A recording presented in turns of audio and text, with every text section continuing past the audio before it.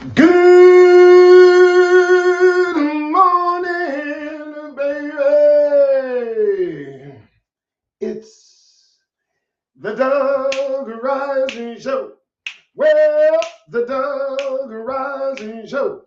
Well, the Doug Rising Show. And I'm Doug Rice. What up,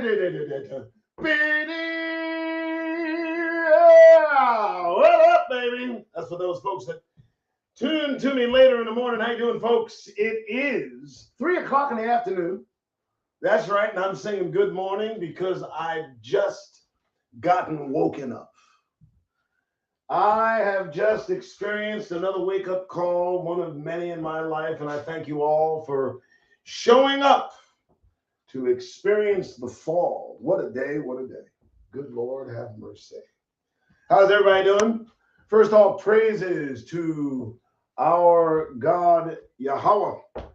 And in the name of Yahweh Shai, Hamashiach, our Savior, we are on the precipice, folks. We're right on the edge. We're right there. Okay? And today, the wake-up call that I got was one of many that I've gotten over the years. And this one involved my current working circumstances. I have been sent home for the day. I was sent home for the day. For those of you that aren't aware, I had to take a hiatus from this show, and I had to make my way. I had to go. I had to get a job. Nothing wrong with me. I did it. I went and got a couple. And today, working this job, doing the thing that I do, I was confronted with racism. I was confronted with a racist, hostile environment, and I've been suffering this environment since I've gotten where I have gotten. But today took a turn where I surely did learn. Let me tell you. So I'm sitting there waiting to do what I do. Up walks a youngster that decides he has had me on his mind to the extent that he writes the word akin to the N-word and shows it to a coworker who is sitting across from me. And the coworker exclaims uncontrollably, he says, "I'm not going to say that." And of course, the guy walks away giggling. Now, this is a youngster. He's from Jordan, okay? And we all know what folks over in the Middle East think of Negroes here in the United States. They have a dim view of us as they've been programmed to have that dim view all of their lives. And this one has been wearing his disdain and contempt for my Negro presence since I arrived, as well as so many others that seem to want to give me the side eye. But you know what? I survived. So after the youngster walked away and I looked at my coworker, I said, "What is it you couldn't say?" And he said, "I ain't going to say it out loud, but I'll type it out for you." And he typed on his phone, Nijjer, or something to that effect. Something so close to the N-word, nigga. I can say that on this platform. I didn't know that. So close to it. And of course, the mechanisms go off in my mind. You guys know how I am. I think. And I'm thinking this 20-year-old Jordanian was so enthralled with my presence near him that he thought to make a joke using a racial epithet that would surely bring him smoke.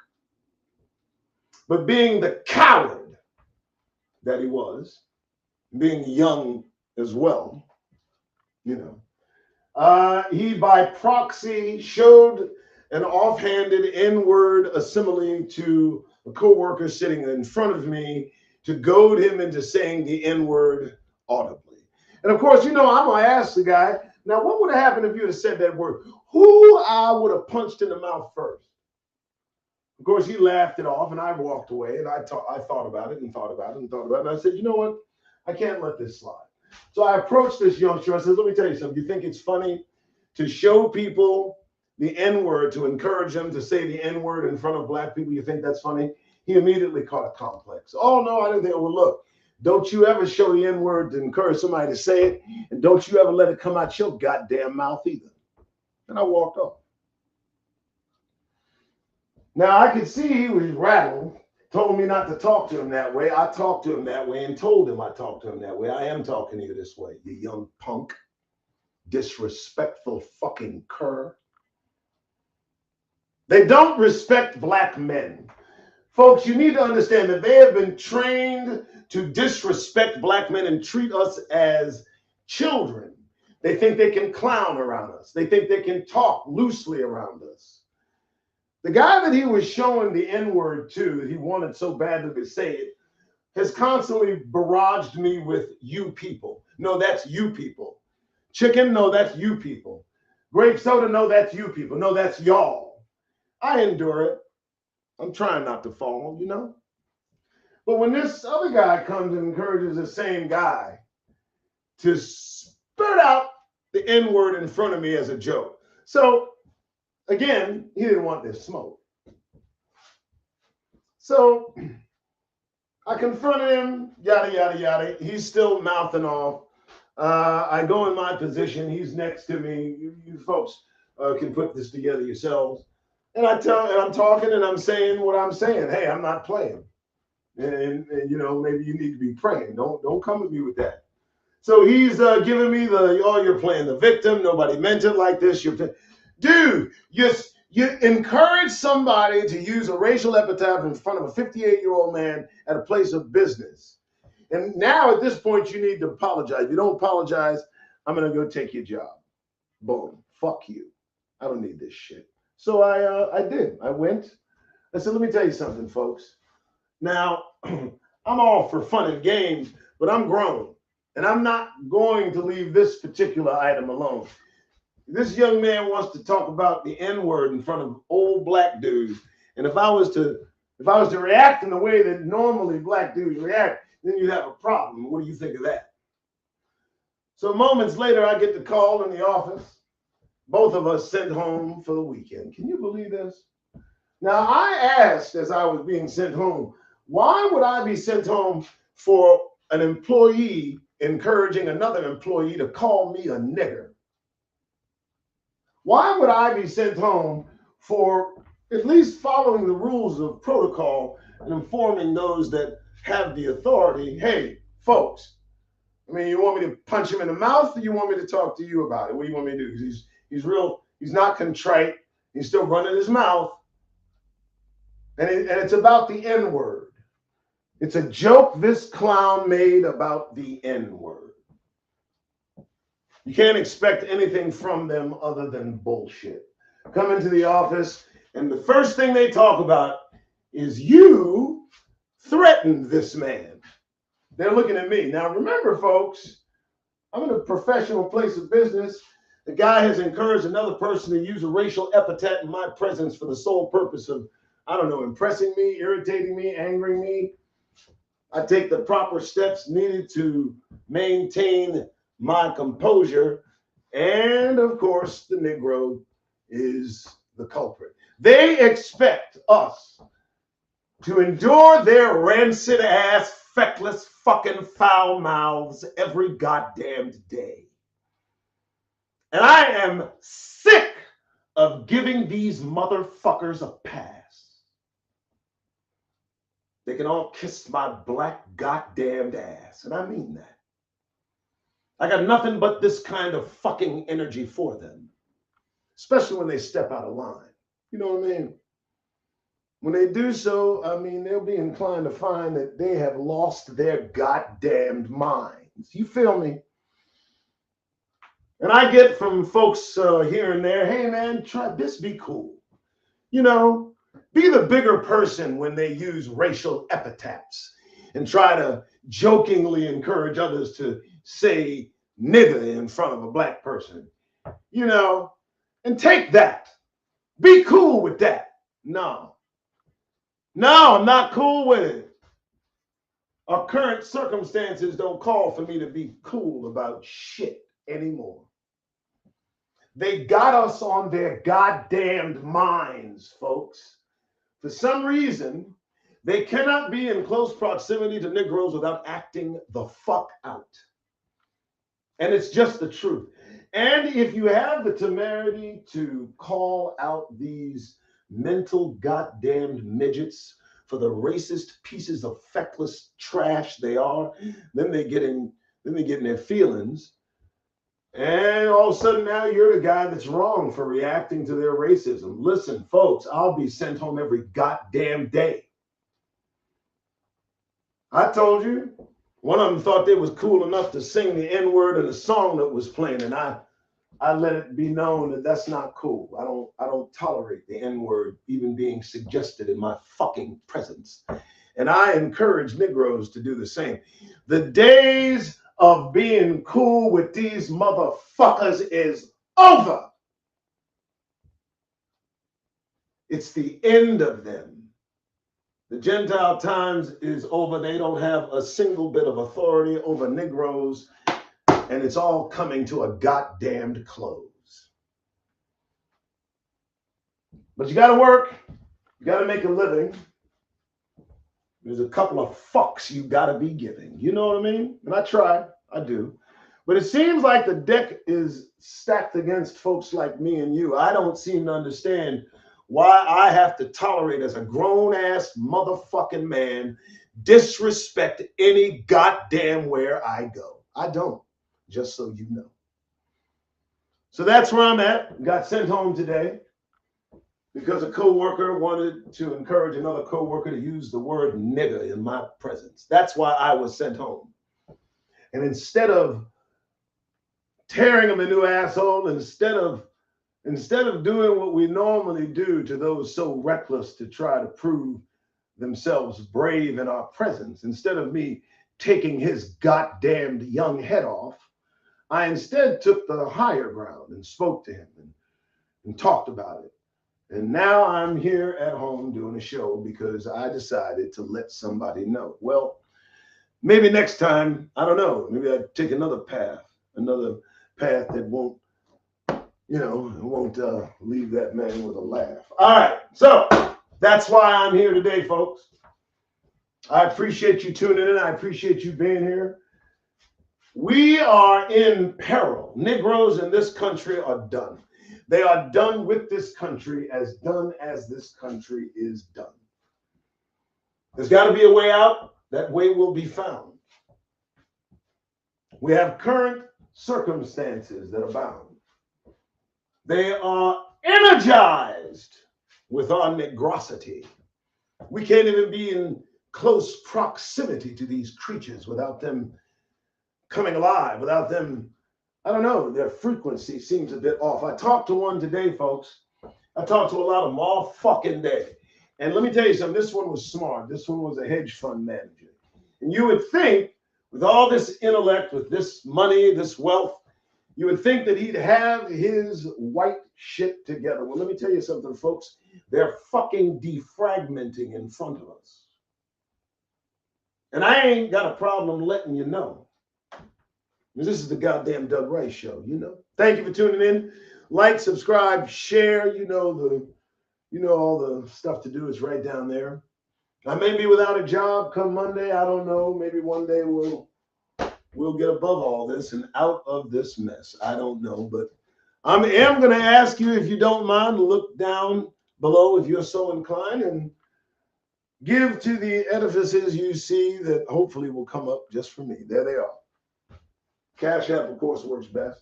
I would love to do this every day, as I've seen others do it. I recommend a lot of folks.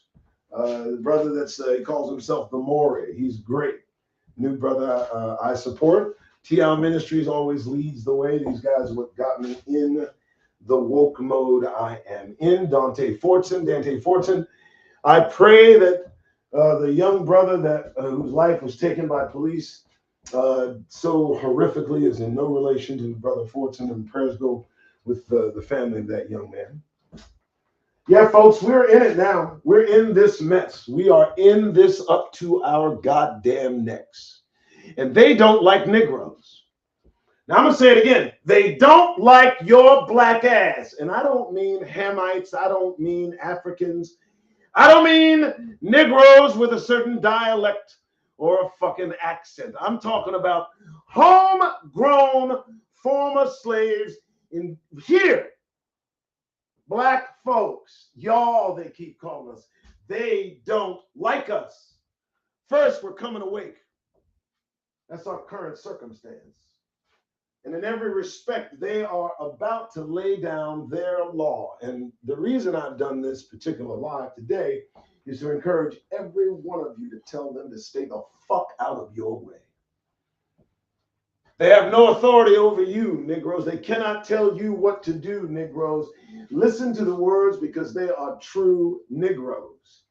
We have been released from the caucasity. No longer has hold on us, and they can tell that the whiteness has worn the fuck off. And it has. It's worn off. I'm done with the games. I'm done with the bullshit. I'm done listening to your white splaining, your cockeyed crap, caustic cacophony of crap. That's what you give. And here's the problem, folks. I'm going to tell you, and I've told one of them to this. I told this right to their goddamn face. Let me tell you something. They did not want Negro men to grow old. They did not want Negro men to grow old and read at the same time. Because what would happen is the scales of deception begin to fall off with the infusion of education that comes naturally with age. You begin to look into the things that you've accepted as fact and begin to slowly peel away all the goddamn falsehoods and lies you've been fed. And I will tell you, brothers and sisters, they did not want Negroes like me to exist. I was born in 1965. And I believe I'm here to try to keep a little hope alive. Because so many of us are disconnected from that time when Negroes were still Negroes. When we still had self-respect and dignity, when our children weren't walking around confused as to what sex they wanted to be. Oh yeah, folks, they fucked us up real good. And our current circumstance now has us realizing how fucked up we are as Negroes in this country amongst these fucking Neanderthals that don't give a damn about your black ass. And I don't give a fuck if they grin and cheese and Negro please. You give any single one of them the opportunity to call you a nigger and get away with it, and you watch what they do. This ain't no joke and this ain't no game. We are watching them lose their goddamned minds, and it seems to be revolving around us. We seem to be the center focus of their fascination. Negroes, the royal line of Judah. That's who we are. And they fucking know it. And so now they're all nerved up around us. They're real nervous, aren't they? Huh? They clutching their goddamn pearls with all the knowledge that's being disseminated from left to right, right to left within the Negro community. And they are watching what we do as we learn. They watch as we dismiss them offhand. They watch as we look them in the eye without a goddamn smile on our face. And let me tell you, that gets them to thinking. They begin to think about what we're thinking about. And I need to let you know, folks, that makes them as nervous as cats in a rocking chair factory. Oh yeah, they're getting nervous. They're getting nervous as hell. Too much vocality coming from Negroes asserting who we are, the lost tribes. And of course, the small hats, they're as nervous as all get out. They don't know what to do, but they're making plans. Our Negro Circumstances demands our attention. We are surrounded by our enemies. We are surrounded by the progeny of our enemies. I need you to know what they did. I got the receipts, folks. I got PDFs coming out my ear. I got visuals. I got photos. I got pictures, the castrations, the lynchings, the burning alive. All of it they did to us, and still we survive. Now they walk about this country proud as hell of all they've accomplished through murder and theft, mayhem. Aren't they wonderful creatures? I, for one, I see them for what they are these days. And I'm peeping out all their goddamn ways. And I have no problem telling any single one of them what is coming to them if they ask or show interest. That too involves our Negro circumstances. I will tell you, it is our responsibility to inform these creatures their future. On our way out, we need to invite a few of them to come with us. I've made a few open invitations myself. And I got to tell you, folks, a few of them have taken me up on my offer. Yeah, the curtain is closing, and the Negro circumstances is that we should be looking for the goddamned exits. When did we stop looking for the exits? When they gave us the vote? When they freed us from the chains, keeping us on plantations, but still confined within this nation? When did we stop looking for the exits? Well, I will tell you, our circumstances call that we look for the exits these days fervently. We do so passionately. We do so daily. We look for the exits because the door is closing on the United States of America. The Europeanized, idolized Greco-Roman gentilic obscenity that has developed from all they've done to murder their way into success, that's coming to an end, and they see it. And they all know, they all look at Negroes who they haven't even looked at our direction and asked us a goddamn thing while they do what the fuck they want with this planet. Isn't that something? Take us out of position, sell us into slavery, divide our land, our resources, our wealth. And if we say anything regarding that history, they beg us to keep it to ourselves. Well, I tell them this, you go fuck yourselves. If you want peace from me, you stay the fuck out of my goddamn face. And you allow whatever measure is about to come to you come. And you take it like a man, every fucking one of you. Because you got all this coming, America. And our Negro circumstances, our Negro condition demands this, that we tell you while exiting what's coming next.